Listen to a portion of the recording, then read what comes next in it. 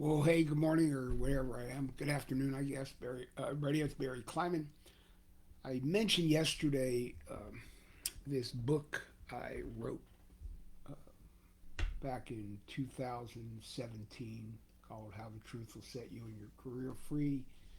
Uh, I think it's a terrific book with a really stupid title, mostly because the concept of truth scares the crap out of a lot of people. Um, if I remember when this is done, um, I once gave a copy to a friend of mine who's a realtor. She was actually selling at the time a house that Stephen Curry owned out in Walnut Creek, California, and her co-realtor was with her that day and gave her a book, and she was really excited. And hey, Vicky, how are you? Um, and her co-realtor looked at the book and said, "Well, what's the truth, Barry?" And it's a fair question. Like I said, the content of the book I think is really good. I think it's in retrospect, a really dumb title. But I said to him, look, the truth is what you see when you look in the mirror every morning. It is that is true, right? Who we are, who we are, and until we, I'm getting messages from my computer here. Until we address those things, um, you're not being forthright, and it takes you to that old uh, Yogi Berra quote: "When you come to a fork in the road, take it." If you don't understand what's real for you, right, and what's truthful for you, and what matters most to you, then you're gonna come to that fork in the road and you're gonna take it. But there's a real good chance you're gonna take the wrong one. So that's why I use the truth. I talk about the truth all the time. The truth is a brand. The truth is a strategy. The truth is a mindset. I think using it is just the most powerful thing you can do, and certainly as it relates to interviewing. But I think everything. But anyway, that's the premise of the title of the book. One more time, I'll put my contact info in the chat below. I am more than happy to send you a copy of this book. Check it out on Amazon. You're certainly welcome to buy it on Amazon. Um, I'll send it to you if you just feel like paying the shipping for me. But in either case, in this book, um, there is a chapter about interviewing. I guess this is a really blurred screen. Sorry, I have some weird setting on my camera today. Anyway, it's chapter 11 in the book. It starts out with a theme from the Bugs Bunny theme, Overture Light Delights. I quote things all the time. Um, and the reason I use that quote is I talk about interviewing as being showtime. You've done all this work, right, to get in front of people, and now's the time to see if you can make your value proposition clear to them and see if they're interested in what it is that you have to offer. Okay, the book I'm writing on successful interviewing talks all about that. Success is, I think Merriam-Webster says, to attain a desired result. And interviews really are just the way I think about them is they're just the best interviews are conversations, not interrogations. Um, I wrote here an interview is a conversation with a purpose. Interviews are you question or talk with someone to get information. So whatever you want to do, whatever you want to call them, successful interviews are trying to get a desired result as you're having a conversation with other people.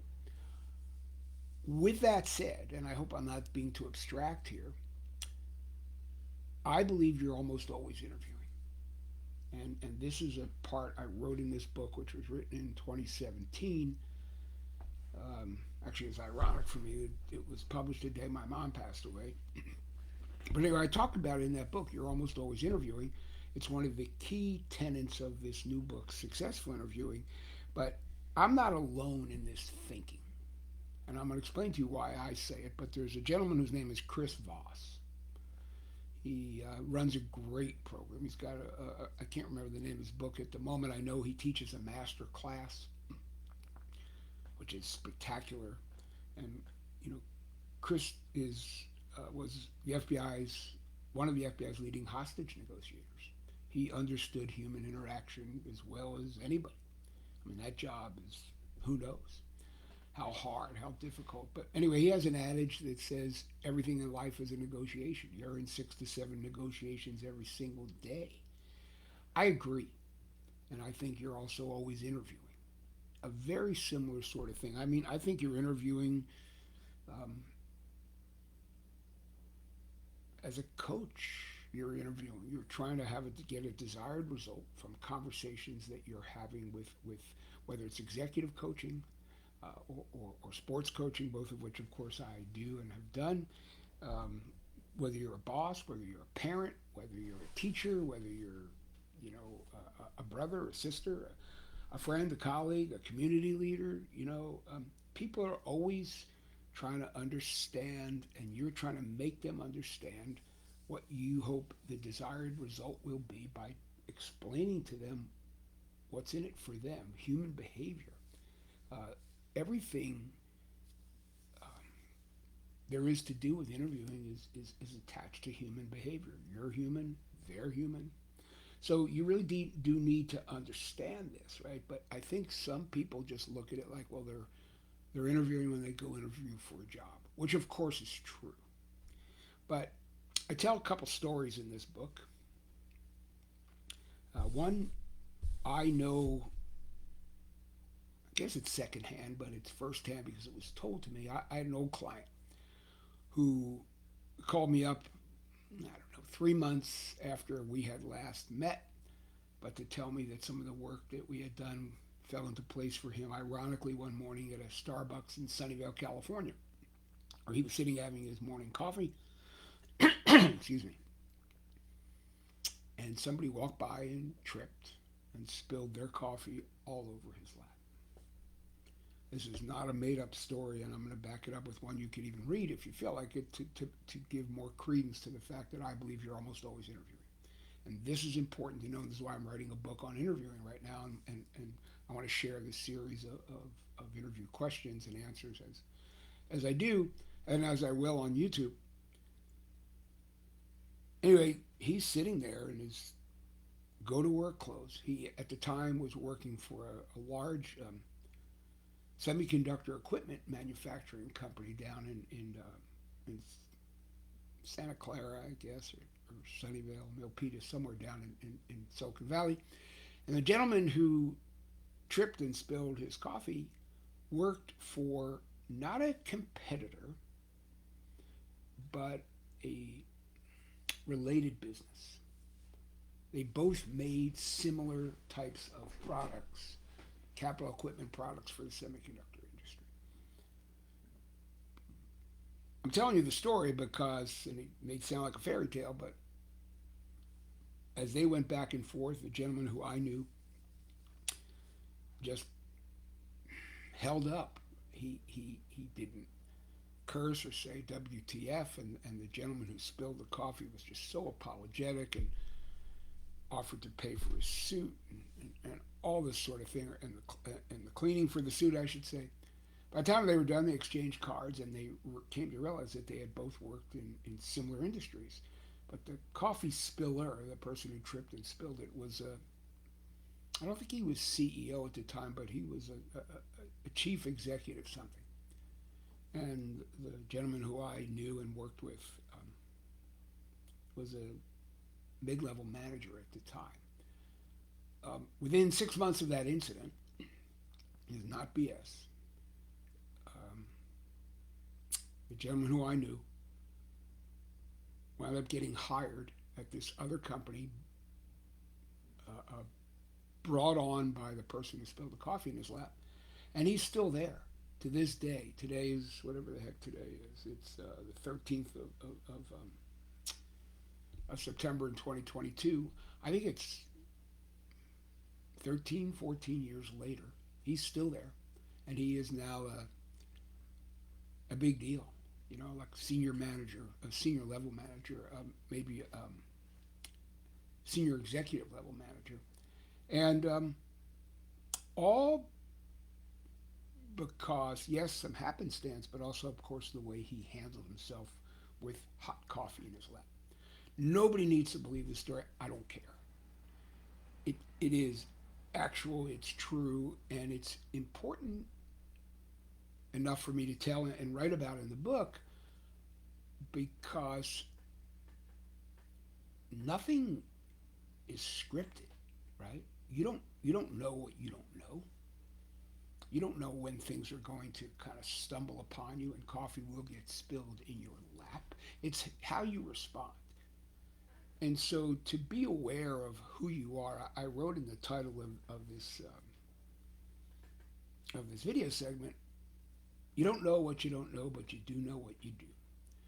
So you don't know when this sort of thing is going to happen, but you do know how you would like to respond and how you would like to present yourself to the world, right? And you can be an ass. That's the next story I'm going to tell you.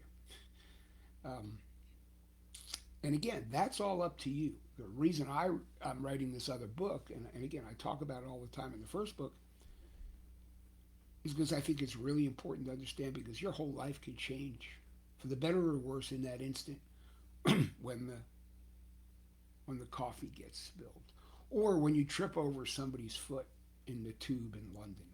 I'll put a link to this other story, true story, written about in the book, reported by the BBC. Um, there was a gentleman who was an HR manager at a startup company in London, and he tweeted about it. Um, I think the tweet was called Karma. The guy who just the guy who tripped over my foot this morning, or his foot I tripped over this morning, and cursed me out, dropping f bombs at me every which way and sideways, just walked into my office to interview with me. Awkward. So as it turned out, this gentleman who was the HR manager was on the tube in London, and by accident, somebody tripped over somebody else, but the guy who tripped got furious. He acted the exact opposite way of the person with the coffee in his lap. And he mothers this 6 ways and sideways, apparently. I was not there for this one, but that's how the story goes. And 5, 6 hours later that day, the guy who cursed the other person out showed up to interview with the person who he cursed out. Look, you're almost always interviewing. That's just the way it is. And if you can be you, and if you can represent you, and if you can understand what it is you're trying to accomplish, and what your endpoint desired result is, and frankly, be that person all the time. I've gotten into conversations with people. I was teaching a class once, and a guy said, "Well, I'm different in my office than I am in my home." I said, "Well, that's fine, but where do you change? Where along your walk to work do you change? Get into it's a long time ago. Get into the phone booth and turn into Superman, and then when you come back home, is your home clothes still in the phone booth?" Um, Being the same person, same ethos, same understanding of what you want to happen is preemptive thinking, and will serve you so well if you allow it to, right? And that's the point. It's like, so if you walk around thinking you're always being judged, or certainly when you don't know it, again, parent, coach, teacher, community leader, brother, sister, cousin, friend, uh, it doesn't matter, right? Mentor. I got a whole list here. I can't read them all. But you get the idea. So I think it's important before we jump into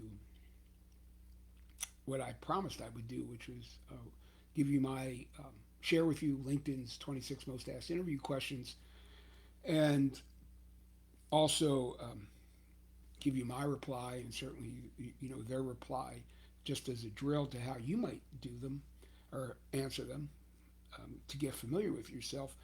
I just wanted to kind of set this um, foundation, right?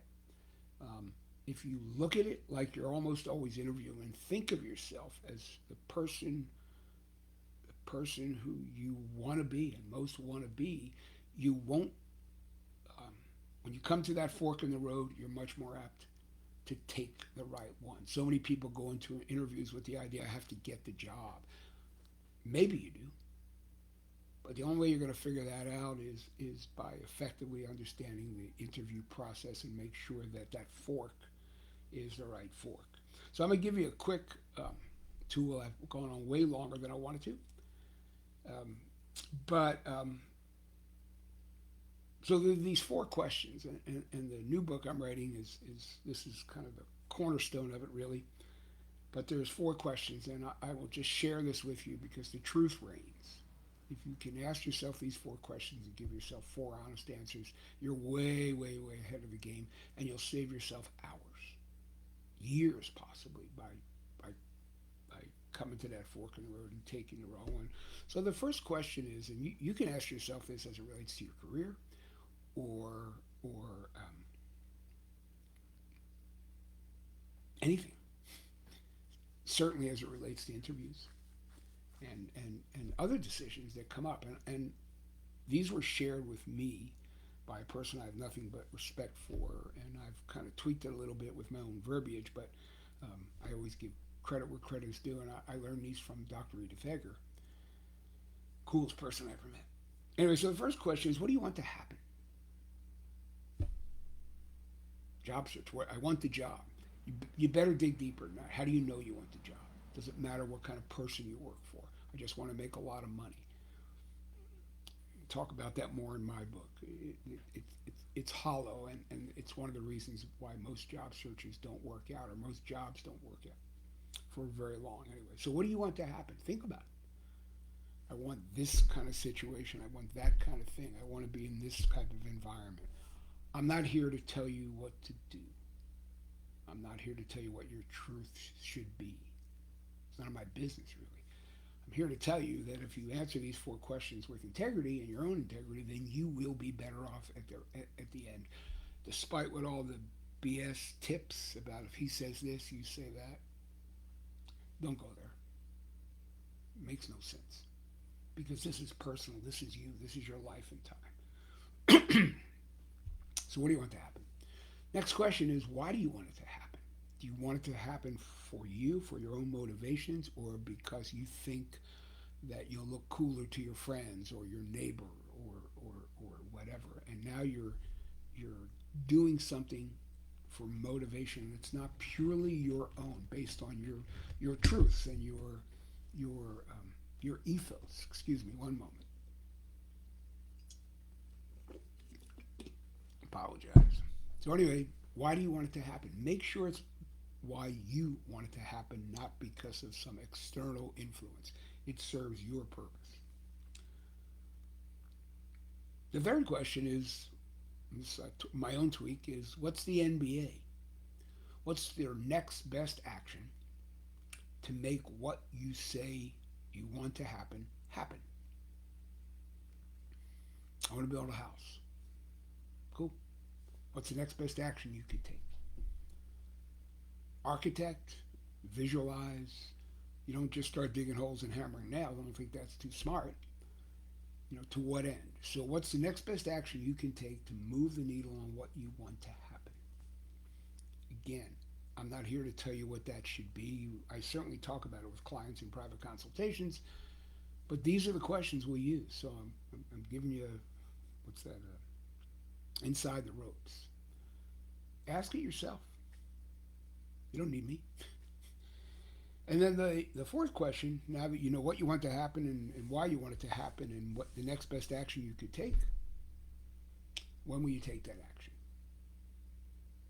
When are you going to do it?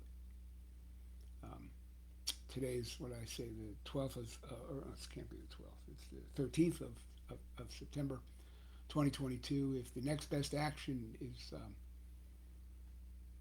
in January 4th of 2023, maybe there's stuff you should be doing before that. Right? So you have to give yourself mini goals. So what do you want to happen? Why do you want it to happen? Is it for you? What's the next best action you could take? And when are you going to take the action? When you ask yourself these questions, you start to become very on purpose. When you ask yourself these questions, you start to interview yourself. And remember what I said, you're almost always interviewing.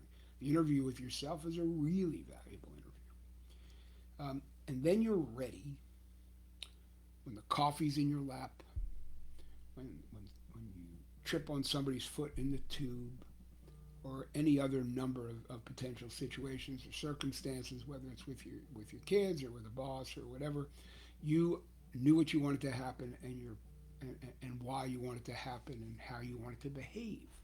You're almost always interviewing everybody, and you don't know what you don't know. You don't know any of these unforeseens are going to happen, but you do know what you do, and you really know what you do if you answer those four questions. So I hope this is helpful. I'll start, like I said, connecting um, or putting up links to some of the YouTube videos and using the Q&A for LinkedIn's 26 most asked interview questions. And I really hope this is helpful. I'll put my name and email address if you're interested in a copy of the book. And again, my treat, just pay the shipping if you don't mind. And I hope you're having a great day. And certainly moving forward, when the other book comes out, the successful interviewing book, we'll dive into that as well. So thanks. Hope you're well.